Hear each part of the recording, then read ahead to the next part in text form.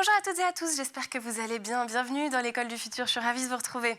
Au sommaire de cette émission, on ouvre comme toujours avec notre focus. Il passe des heures à guetter le bon moment, celui d'un battement d'aile, d'un regard, d'une rencontre. Ces clichés sont partagés partout dans le monde, célèbrent la nature dans toute sa splendeur et l'importance de la préserver. Portrait du photographe animalier Mathieu Courdès. Et puis, pour notre sujet du jour, on va parler du métier de développeur. Est-ce que c'est toujours un métier d'avenir ?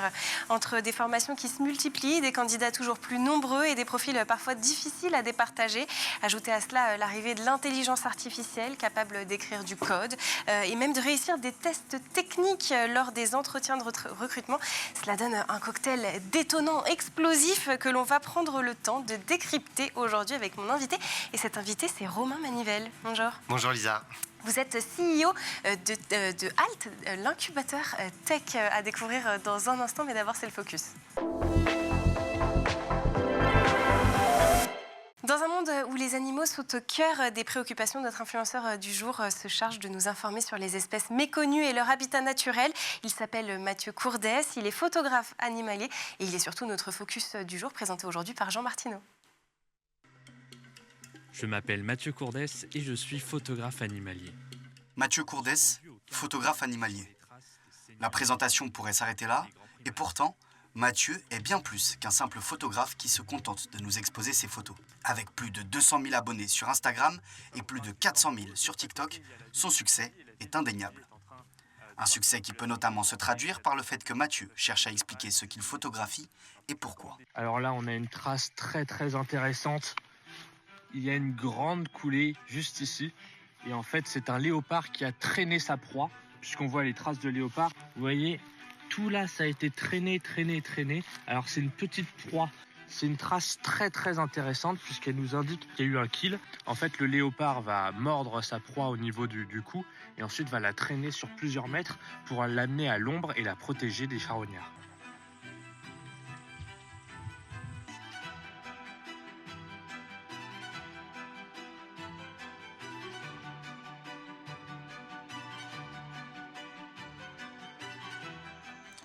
Chaque vidéo est une véritable immersion. Le jeune Français nous plonge au cours de ses vidéos dans des voyages à travers le monde. Chacun de ces clichés possède son histoire qu'il nous raconte à travers des vidéos courtes et rythmées. Il est juste là. C'est le plus gros et le plus fort des tigres. Ça fait maintenant une semaine qu'on est à sa recherche. Il nous reste plus qu'une seule chance. C'est parti pour aller le photographier. Derrière moi, toutes les petites traces rouges, ce sont des traces de griffures. On se rend compte de la puissance de l'animal. C'est très profond. Donc on est bien dans son environnement, on va essayer de le trouver.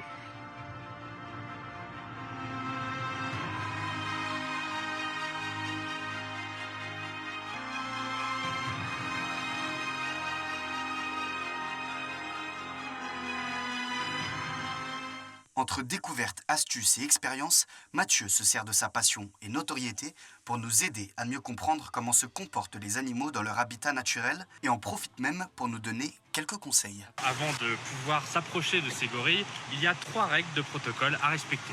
L'une des premières règles de sécurité, c'est de demander l'autorisation au dos argenté pour approcher sa famille. Cette autorisation se fait par ce bruit. Si le gorille des montagnes répond, alors ça veut dire qu'on est accepté. Deuxième règle, si le gorille s'approche vers vous et vous ne pouvez plus reculer, qu'est-ce que vous faites ? Vous prenez une feuille et vous la déchirez. En entendant le bruit des feuilles déchirées, le dos argenté va croire que vous êtes végétarien, donc vous n'êtes pas une menace pour le gorille.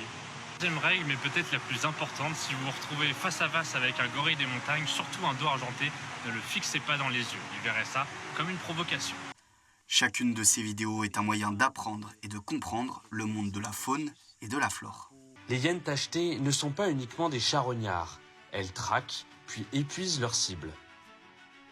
Ces redoutables chasseuses attraperaient leur proie à 80% du temps. Pour info, les lions n'ont qu'un taux de réussite de 20 à 25%. Freiné à ses débuts par ses parents qui ne considéraient pas le métier de photographe animalier comme une vraie profession, Mathieu Courdès a su prouver au fil du temps que vivre de sa passion n'est pas seulement une bonne ambition. Et bien c'est sur ces paroles qu'on va se quitter. On se dit à bientôt. Il est l'expert des langages informatiques, celui qui manie les lignes de code sur le bout des doigts. Développeur est un métier clé dans notre écosystème numérique, et forcément l'un des métiers les plus concernés par l'arrivée de l'intelligence artificielle générative. Côté candidat comme côté recruteur, les défis se font nombreux pour sortir du lot ou trouver la pépite. Alors que vous soyez d'un côté ou de l'autre, restez avec nous, puisque aujourd'hui nous allons décrypter ce sujet avec mon invité et a priori vous donner quelques pistes de réflexion. C'est tout de suite dans le talk. Et cet invité, c'est Romain Manivelle, CEO de HALT, l'incubateur tech. Merci d'être avec nous. Alors Romain, je le disais, aujourd'hui, le métier dont on va parler, c'est celui de développeur. Mais alors, tout le monde ne connaît pas ce qu'est un développeur. On a souvent entendu le mot, mais sans savoir ce qui se cache derrière. Alors, est-ce que vous pouvez nous expliquer ça simplement ? Oui, clairement. Le métier de développeur web, ça va être les concepteurs des différentes solutions qu'on peut utiliser quotidiennement.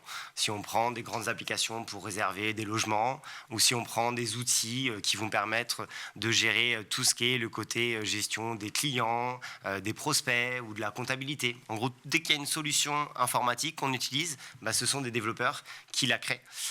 Et après, on va voir le côté développeur front-end, en gros, tout ce qui est autour, la carrosserie d'une voiture, par exemple, et le développeur back-end, le moteur. Et en gros, voilà. Bon, effectivement, avec l'allégorie de la voiture, on comprend tout de suite c'est plus simple. Mais ce sont globalement les constructeurs du web. Voilà. Exactement. Bon. Alors, au-delà du code, c'est un métier de réflexion aussi, de résolution de problèmes, puisque c'est le développeur qui va aussi assurer, je crois, tout le suivi, justement, quand on a peut-être des bugs informatiques sur un site. Exactement, c'est un vrai sujet, parce qu'aujourd'hui, avec l'IA, ça permet de développer plus vite. Mais quand on développe quelque chose, si on prend un exemple avec un chantier, quel qu'il soit, on a toujours des petites malfaçons, des petits bugs à la fin. Et c'est là où c'est justement très compliqué. Et ça demande beaucoup de temps, du coup, pour les développeurs et une certaine capacité. On va dire qu'il faut une vision macro, justement, d'un projet pour pouvoir intervenir de la bonne façon. Et ça, l'IA, aujourd'hui, ne sait pas encore très bien le faire. Bon, peut-être que dans 10 ans ou moins, parce que finalement tout va si vite, on vous retrouvera sur ce plateau et vous nous direz plus la même chose. Mais en tout cas, pour l'instant, l'IA n'en est pas capable. Alors, le métier de développeur, c'est plutôt un métier en tension ou il y a une pénurie de talent ? Alors, c'est un métier en tension. En fait, c'est assez bizarre parce qu'il y a plein de projets justement qui voient le jour en permanence. Il y a beaucoup de demandes sur le métier de développeur web, mais ça a plutôt des demandes sur des personnes qui ont déjà des années d'expérience. Et c'est là où est le problème, c'est parce qu'on a tous vécu le Covid et on a tous eu ce moment dans notre vie à se dire « Ok, qu'est-ce qu'on fait de notre vie ?» Il y avait beaucoup de communication sur le métier de dev, où c'est plutôt cool, on peut bosser de chez soi ou même n'importe où dans le monde. Et donc, il y a eu plein de monde à arriver sur le marché pour devenir développeur web, ce qui fait que le marché aujourd'hui, dans le goût, est saturé de développeurs juniors, sans expérience. Et c'est là où il y a un vrai sujet, parce que dedans, on a des personnes qui sont clairement employables, et on a aussi des personnes qui ne sont pas encore donc, du coup, tout de suite capables de pouvoir prendre un poste. Et c'est justement la grosse problématique, c'est de permettre à des développeurs juniors sans expérience de prouver qu'ils sont employables. Et c'est là où il y a un vrai sujet, notamment avec l'IA. Et puis j'imagine que, là on l'a compris, il y a beaucoup de candidats, mais c'est aussi des candidats avec des profils très similaires. Oui, clairement. Si on prend un CV, le CV en soi, il n'a pas bougé depuis des années et des années. Oui.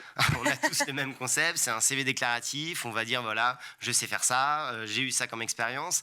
Mais en soi, dans le monde du développement web, c'est très particulier, parce que si on prend, par exemple, une entreprise qui va chercher un développeur avec telle expérience, et bien en soi, l'entreprise, on en discutait pendant notre événement avec le hackathon qu'on a fait avec France Travail, Numérique Emploi Bretagne et Opco Atlas, et dedans, il y avait 3 ESN, donc des entreprises du service du numérique.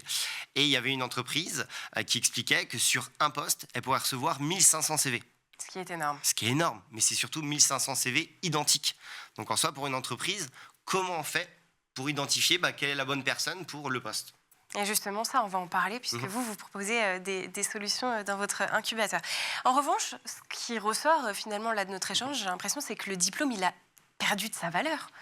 Alors, c'est un vaste sujet. C'est un vaste sujet. Moi, la dernière fois, justement, quand on était à une table ronde sur les thématiques du recrutement par les compétences à l'ère de l'IA, c'est ce que j'expliquais. Je pense que dans les années à venir, les recruteurs vont poser cette fameuse question qui est « Votre diplôme, vous l'avez eu avant ou après l'IA ?» Puisqu'aujourd'hui, c'est un sujet pour tous les formateurs, pour toutes les écoles. C'est justement comment gérer cette partie-là. Mais du coup, pour les entreprises, c'est est-ce que la personne comprend ce que fait l'IA ou alors ça masque des lacunes et peut-être des incompétences. Oui, parce que c'était la question que j'allais vous poser. Justement, cette perte de valeur du diplôme, elle est d'autant plus vraie justement avec l'arrivée de l'intelligence artificielle, parce qu'il y a énormément de tâches dans ce secteur qu'on peut complètement déléguer à l'IA. Oui, clairement. Pour moi, du coup, dans les années à venir, on va, que ce soit dans tous les secteurs d'activité, on va peut-être avoir entre 20 et 30% des tâches qu'on a l'habitude de faire qui vont être déléguées à l'IA. Et donc, les entrepreneurs et entrepreneuses vont être face à une situation de devoir se dire, OK, du coup, sur le temps qui reste à mes collaborateurs, comment je fais donc, du coup, pour gérer leur temps? Et donc, c'est là où, effectivement, un CV traditionnel, ou même tout ce qu'il y a de traditionnel pour recruter et identifier les compétences, ça a ses limites. Parce que si on fait un test sur n'importe quel type de sujet pendant 1 heure, ça ne va pas révéler véritablement vos compétences. Donc, là, il faut innover. Et justement, sur les tests de recrutement, il y a une vraie question qui se pose avec l'arrivée de l'IA, et c'est ce que vous déplorez aussi quelque part, c'est le fait que, en fait, aujourd'hui, quand on fait des tests techniques pour devenir développeur, on peut s'assister de l'IA. C'est-à-dire que quelqu'un qui ne sait pas coder, je grossis le trait, mais quelqu'un qui ne sait pas coder pourrait réussir ces tests. Ça pose un vrai problème côté recruteur. Ouais, clairement. Vous utilisez forcément les IA. Bien sûr. Ouais. Et prenons un exemple. Demain, vous avez envie, du coup, je sais pas, vous faire un petit challenge. Vous trouvez une offre de développeur ou développeuse web. Forcément, il faut quand même du travail en amont, parce que si vous n'avez pas des connaissances, c'est un peu plus compliqué. Mais vous lancez le challenge comme quoi de réussir un entretien technique. Vous êtes très à l'aise à l'oral. Vous allez du coup pouvoir vous challenger avec une IA sur les missions du poste à pourvoir et comment justement vous présenter. Le test technique, les IA sont extrêmement fortes pour pouvoir résoudre des tests très courts, comme un coding game, ou alors, je sais pas, faire une petite application. Elles sont très fortes pour ça. Et ensuite, pour l'entretien technique, il suffit d'être bon, entre guillemets, à l'oral. Donc, effectivement, il y a un vrai sujet sur comment on va identifier les compétences et savoir qu'on recrute la bonne personne. Et puis, le problème aussi, c'est que ces tests, les recruteurs, en fait, aujourd'hui, ils ne peuvent pas forcément détecter l'usage de l'IA. Elle est tellement forte que... Sur des tests d'1 heure ou des tests, donc, du coup, très courts, non, c'est extrêmement difficile. Alors, forcément, si on est aguerri et qu'on passe beaucoup de temps, on va voir, parce que l'IA a tendance à faire de la suringénierie. Quand on leur pose une question, généralement, l'IA va très, très, très loin. Donc, dans le développement web, c'est exactement la même chose. Donc, oui, si on est aguerri, on va pouvoir identifier en se disant, OK, là, peut-être que c'est l'IA qui a été trop loin. Anguille sous roche. Exactement. À minima. Exactement. Sauf que la problématique, c'est que quelqu'un qui est très bon à l'oral, ou alors quelqu'un qui a appris son pitch par cœur, va pouvoir masquer des lacunes et des incompétences. Et en gros, c'est pendant la période d'essai qu'on va se rendre compte que c'est peut-être trop juste, quoi. C'est le drame. Bon, mais alors, si ces tests techniques ne peuvent plus être réalisés, si ça ne fonctionne plus, qu'est-ce qu'on peut proposer comme alternative ? Justement, c'est le sujet sur lequel nous, on a travaillé. En fait, nous, à l'origine, on est une agence de dev spécialisée sur des projets complexes. Attention, je vais dire des mots barbares, mais on a fait des solutions blockchain, des solutions de scrapping, des CRM, des choses comme ça. Et en fait, on a rapidement pivoté sur de la montée en compétences de dev. Donc, on connaît très bien le sujet, puisqu'on est d'ailleurs la première école en France, à notre connaissance, à accompagner les personnes jusqu'au retour à l'emploi, à vraiment s'engager contractuellement. Et en fait, c'est dans ce cadre-là qu'on s'est dit, faut qu'on trouve une solution pour permettre aux personnes qu'on accompagne de prouver qu'ils sont employables. Et le sujet du CV déclaratif qu'on disait tout à l'heure. Et c'est dans le sens-là, justement, qu'on a créé un CV technique, et donc des tests beaucoup plus poussés, des tests de 3 semaines. Parce qu'en fait, en 3 semaines, forcément, si moi, je vous teste pendant 3 semaines, là, ça va être un peu plus difficile que sur 1 heure de me tromper. Bien sûr, a priori. Mais alors, du coup, pour revenir sur cet aspect vraiment recrutement, finalement, est-ce qu'on est en train d'assister, j'ai envie de dire, à une crise de confiance aussi de la part des recruteurs avec l'arrivée de l'IA vis-à-vis des candidats ? Alors, le mot crise de confiance est peut-être fort, mais en tout cas, une mutation. C'est plutôt, du coup, envie de le dire comme ça. Une mutation et surtout un besoin de faire émerger des nouvelles approches du recrutement pour permettre en fait d'avoir une approche, on va dire, plus vertueuse et plus humaine que en fait faire des CV déclaratifs, une IA qui les trie, et si vous n'avez pas les bonnes cases de cocher, c'est direction poubelle. Bon, on va continuer à parler de tous ces sujets ensemble. Ça sera en seconde partie d'émission et on a encore plein de questions à vous poser, donc ça va être passionnant. Restez avec nous. D'ici là, on va faire un petit tour sur la planète tech. Images et vidéos, c'est le meilleur d'Internet, c'est la sélection de Dylan Kohler.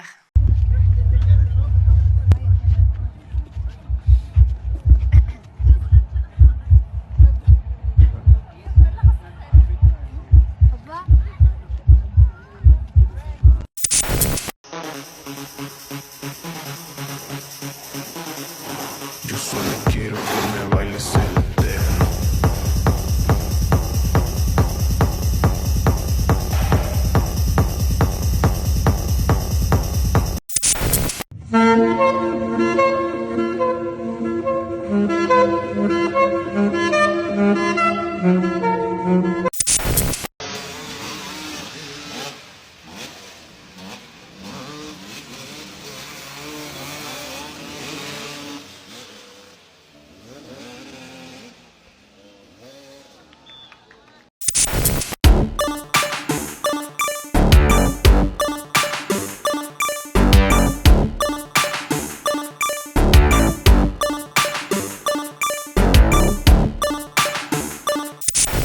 Shot to show you what that glove is like, Paul. Yeah, it's amazing to me. I mean, most pockets in a catcher's glove are pretty much solid leather. You see the long straps in there. And I've always told you, Michael, I used the trapeze model, which, you know, as an outfielder was Willie Mays' glove.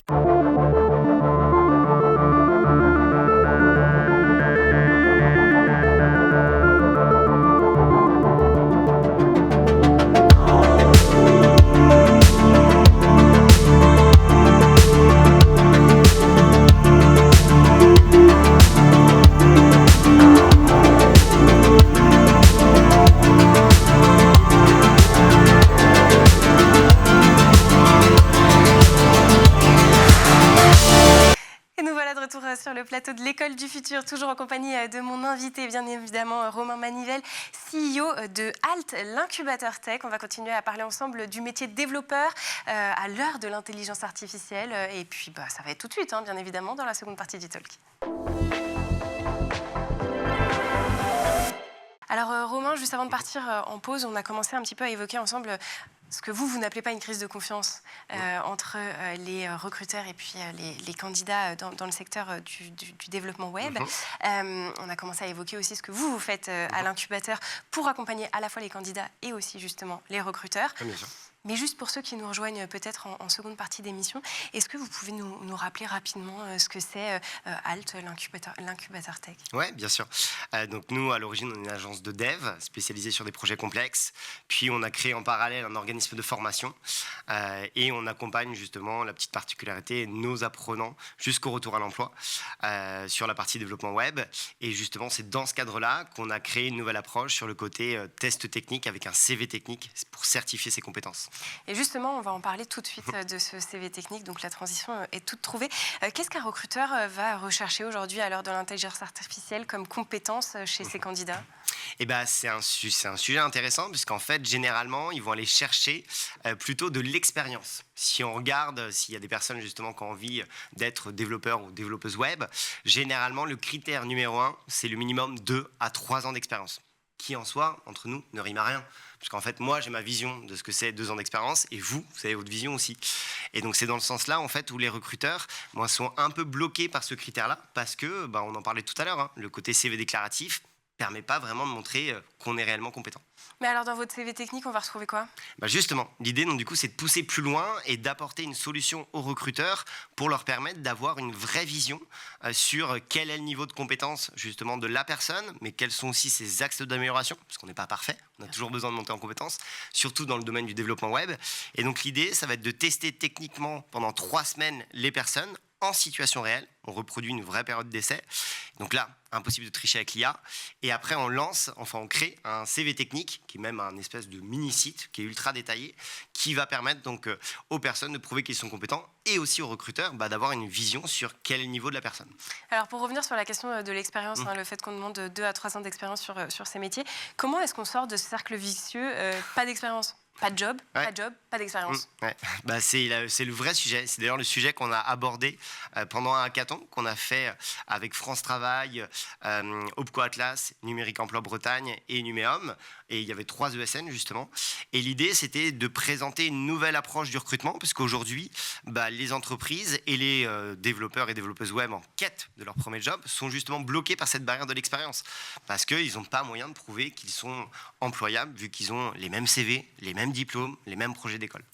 Alors, pour revenir sur ce que recherchent les entreprises, forcément, ça a changé encore une fois à l'heure de l'IA. Est-ce qu'il y a de nouvelles compétences qu'il faut peut-être savoir mettre en avant en tant que développeur web? Ouais, clairement, savoir maîtriser les IA déjà.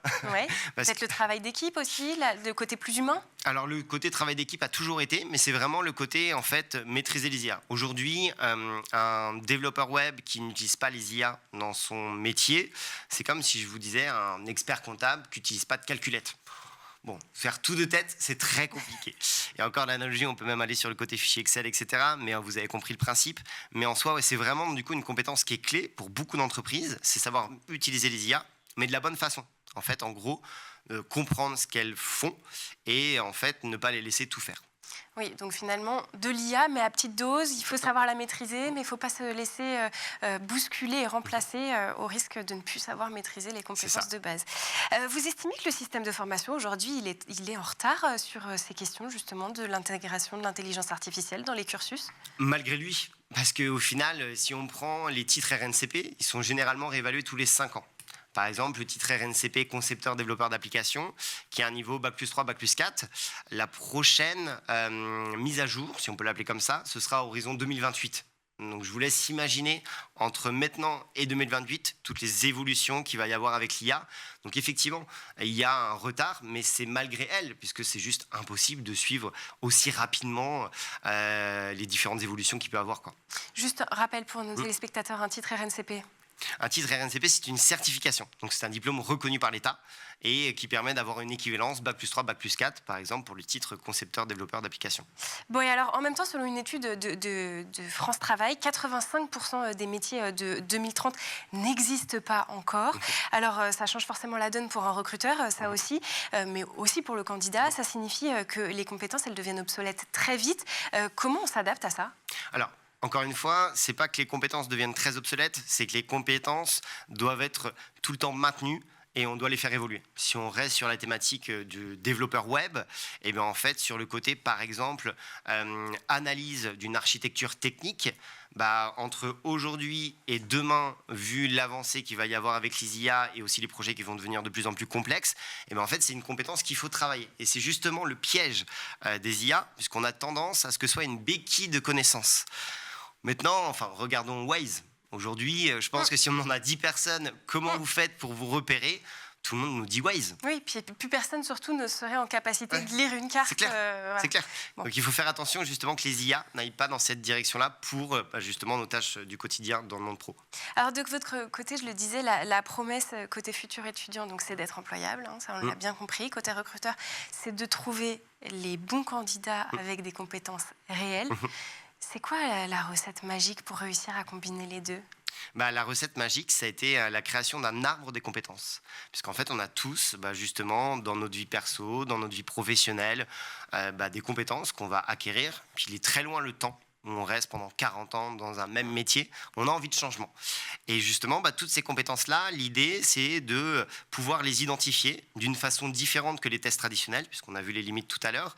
Et donc, c'est dans le sens-là, en fait, on a créé, nous, une solution SaaS, donc une solution où, en fait, les personnes vont pouvoir se tester techniquement pendant des périodes un peu plus longues pour permettre, en fait, aux recruteurs et aux recruteuses de faire un matching entre, justement, des offres et des missions qu'il y aurait par rapport aux offres à pourvoir. Et puis, il y a aussi la question, du coup, de la formation continue. Vous accompagnez aussi les entreprises pour la montée en compétences de leurs employés. Oui, c'est ça. Aussi, une fois, du coup, que les personnes vont pouvoir recruter un ou une développeuse web, on le disait tout à l'heure, il y a forcément des lacunes, on va dire des manquements, puisque ça reste, donc, du coup, nous, notre public, des personnes qui sont à la quête de leur premier poste, donc qui sortent de formation, qui vont monter en compétences par eux-mêmes, mais qui sont à la quête de leur premier poste. Donc forcément, il y a encore des choses à faire monter en compétences, et c'est là où on peut intervenir en collaboration avec les entreprises pour aller le plus rapidement possible vers une employabilité à 100%. Bon alors, on a compris que vous n'étiez pas complètement contre l'IA, hein, c'est pas la question. Vous n'êtes pas non plus complètement pour. Vous êtes pile au milieu. On a dit aussi effectivement du coup qu'il y avait des aspects positifs dans l'utilisation de l'IA pour les développeurs. À quoi elle peut servir ? Par exemple, il y a quelque chose ça va parler à tous les développeurs, à toutes les développeuses web qui nous écoutent et nous regardent, faire de la documentation. En gros, c'est comme si vous travaillez sur un reportage et que vous avez un énorme cahier des charges un peu à faire. C'est ce qu'on appelle, nous, dans le développement web, de la documentation. Ça, c'est une tannée pour tous les développeurs et tous les développeuses web. C'est chiant, clairement. Et donc, en fait, là, l'IA est extrêmement forte pour justement cette partie-là. Parce qu'elle a cette capacité, on va lui donner, du coup, toutes les informations et elle va nous structurer un document qui va être parfait. Et c'est ce qui va nous permettre ensuite de passer l'information à la main à un autre ou une autre développeuse web. Bon, on va prendre un petit peu de recul. Nous, dans l'école du futur, le nom l'indique, on aime bien se projeter. Selon vous, dans 10 ans, à quoi ça ressemblera le recrutement dans le secteur de la tech ? Alors, le recrutement dans la tech et même plus globalement, puisque les métiers vont évoluer, on ne va pas chercher forcément des personnes qui vont être hyper spécialisées, parce que ce côté-là, l'IA est très forte là-dessus. Donc, ça va être justement d'aller sur une partie plus humaine, plus d'analyse, et surtout de tester techniquement les personnes plus en profondeur, puisque va avoir toujours cette question, on en parlait tout à l'heure, mais est-ce que c'est l'IA qui fait, ou est-ce que c'est un humain avec l'IA ? Et puis, ça sera la dernière question. Si vous deviez donner un conseil à justement un jeune qui nous regarde aujourd'hui ou une jeune qui veut devenir développeuse ou développeur web, qu'est-ce qu'il faut faire ? Comment se lancer ?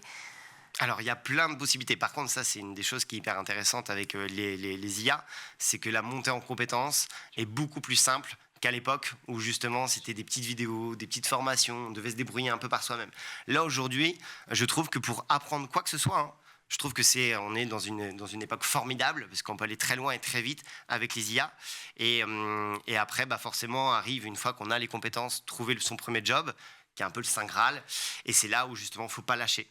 Il faut rencontrer des gens, aller vers des approches comme nous on peut créer, qui sont un peu différentes et qui permettent de sortir du lot. Donc même si c'est un métier en tension, on y va ? On y va. Il y aura toujours besoin de développeurs et développeuses web. Et a priori de plus en plus, puisqu'il y a de plus en plus de numérique dans nos vies. Merci beaucoup Romain Manivelle d'avoir été avec nous. Je le rappelle, vous êtes CEO de Alt, l'incubateur tech. Merci aussi, comme toujours, un grand merci même plutôt aux équipes en régie et à Lilian Brémond d'avoir produit cette émission. Et merci à vous de nous avoir suivis. On se retrouve demain, toujours avec grand plaisir sur School TV, même heure, même endroit. D'ici là, portez-vous bien.